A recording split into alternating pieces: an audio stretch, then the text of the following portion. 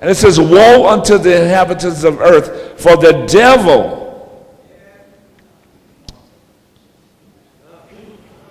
I'm making sure I'm reading it correctly.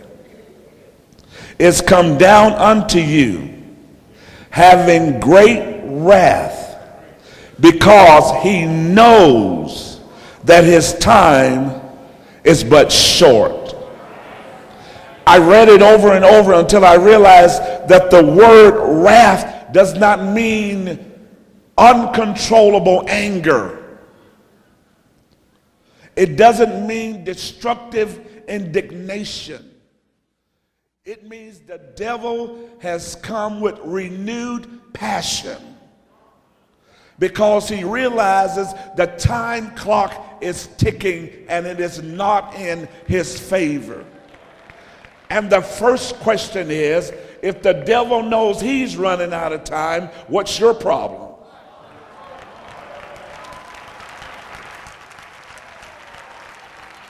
You're not getting it. If the devil has renewed passion because of the hour, the church.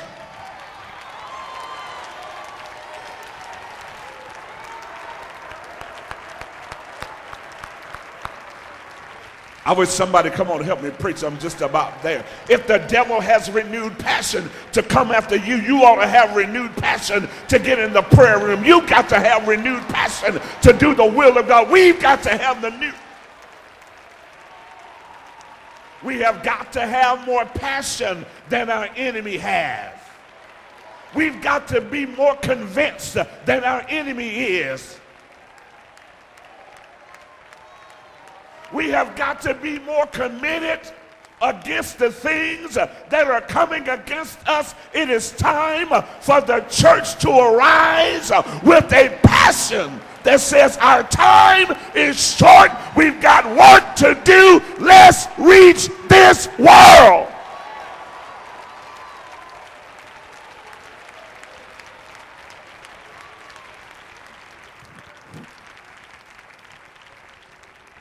Therefore, because he knows his time is short, his passion is renewed and that he is coming against. For the last several years, I've been battling the war because the enemy is coming full frontal force at marriages. In an audience like this, several of you are fighting for the life of your marriage right now. You look good on the outside, but I know better. Oh, it gets quiet. That makes me know I'm really right. Not only that, but he has come against ministry. Oh yeah, a lot of us who are looking the part, not feeling the part. Oh, you're quiet. That makes me know I'm really preaching right now. It's like, hey bro, don't blow my cover. You need your cover blown. We got to quit acting like we're all right when we're not all right. They asked me, how's it going, Brother Emory, pastoring? I said, I don't know how it's going.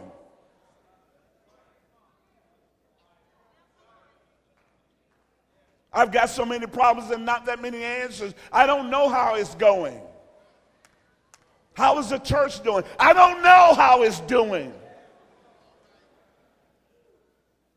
You're the pastor, so, and your point is?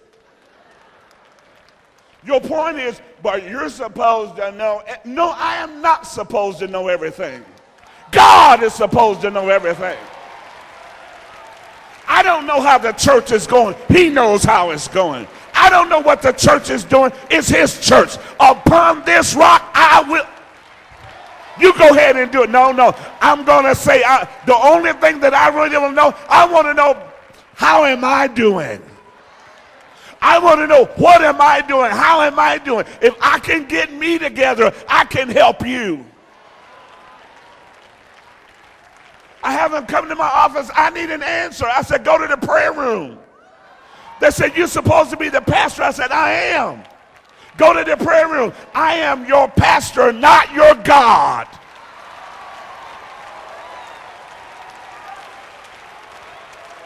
Take your problems to the Lord. I can't answer them. I can't even answer my own problem. What's the will of God for me, Pastor? I don't know. I know some of y'all will go like, man, I'm glad I don't go to your church, and I'm glad you don't go there either. Hey, I've got enough pressure trying to keep my own head right. I've got enough pressure trying to keep my own marriage right. I've got enough pressure keeping my body, soul, mind, and spirit together. It is about time we start standing on our own 2 feet,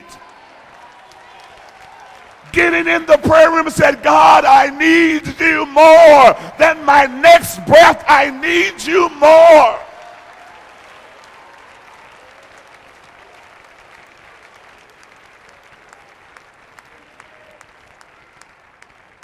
It was 2 o'clock in the morning and I'm draped over an easy chair. I don't know why they call it easy chair. It wasn't easy right then.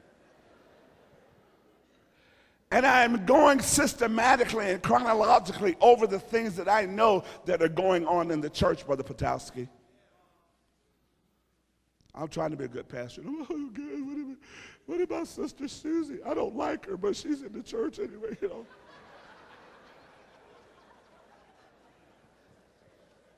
You're not fooling me. And as I started going through the things that I knew, and I thought about the tip of the iceberg, and I know that what I know is just what's peeking out of the surface, and that 80 to 85% of the mass of everything is underneath. And I started thinking about what I knew and thinking about how much I didn't know. Oh, it just made me sick. And I stopped praying.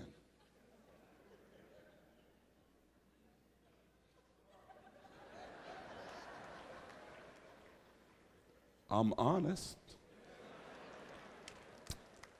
I was up praying because I couldn't sleep. I wasn't up praying because I had like a big burden for a bunch of dummies. I can't sleep. At least I'm honest about it. Because we go out and get ourselves in all kind of trouble, and then we run to the Lord.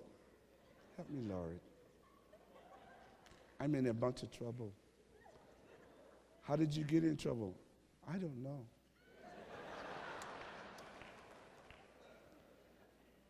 Dr. Jefferson, when I thought about the things I didn't know, my heart sunk. My stomach turned. And I got angry. And I said, God, excuse me, but this is your church. You thought this up.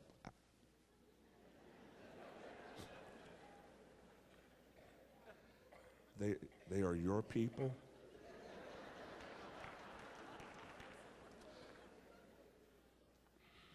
I was like, cool. Evangelizing. You called me, I didn't call you. I said, it's your word, it's your spirit. That means that these are your problems. So you handle it.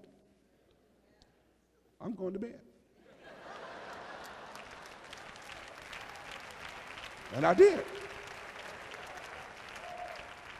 And went to sleep and snored.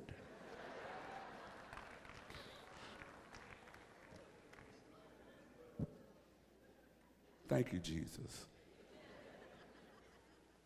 Honestly, there are times, though I know it is not the case, that I am sure that God made a mistake.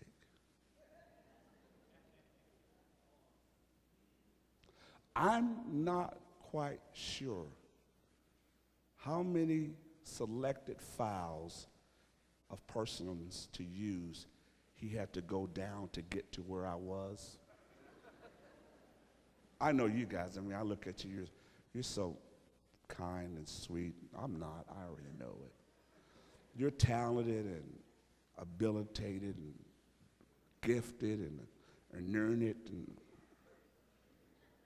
I'm not. So I'm like, I'm asking God, how many really good people did you skip over?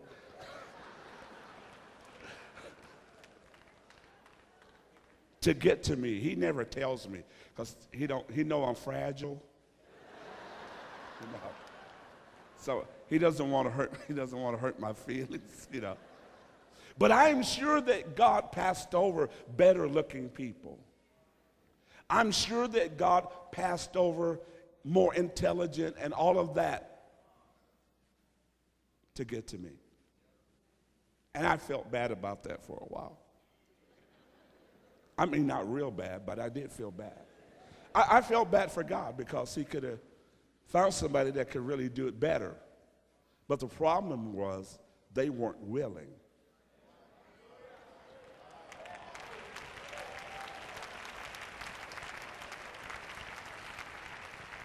It's not how good you think you are, it's how willing you really are. And I thought about that. Noah was not the first choice. I knew, yeah. I wonder how many people God had to sift down through to get to Noah. You know, because when Noah comes off the ark, first thing he looks for is a 7-Eleven and some Ripple.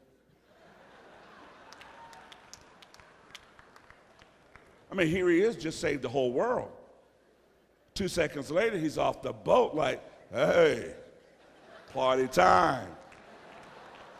And I'm thinking about how many people that God have to sift down through to get to Noah. Y'all don't get this stuff, do you? And I'm thinking like, okay, Enoch, here's Enoch, right? And Enoch what? Walked with God, correct? I wonder how many people that he had to sift down to get to this one cat that would walk with him. So what are you getting at? I'm getting at this, that every age has its antithesis. And every time has its ambivalence. And every culture has its adversity. And God is not so much looking for heroes as he's looking for willing people that will say, God, if you will empower me, and if you will anoint me, and if you will equip me, I can stand the adversity of my hour.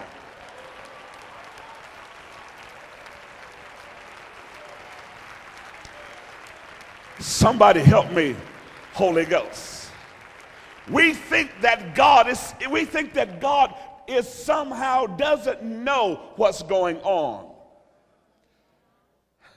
You said, why do you say that, Brother Emory? Because we will ask him questions like, God, what's going on? As if he doesn't know.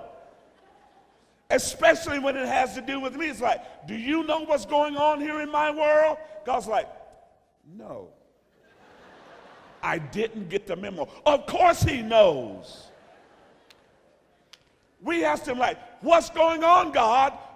As if God has lost sight of what's happening. Do you understand that nothing that's happened in this world since this world began has caught God by surprise? It's okay, it's okay. All right, just sit there like you don't know what I'm talking about. I say it again, nothing has caught God by surprise. He knew the housing market was going to fall. He knew Wall Street. You're not going to help me preach. Can I go a little bit further? I think God made it fall. I knew I was going to lose some of y'all because the devil didn't have enough sense to do what's being done.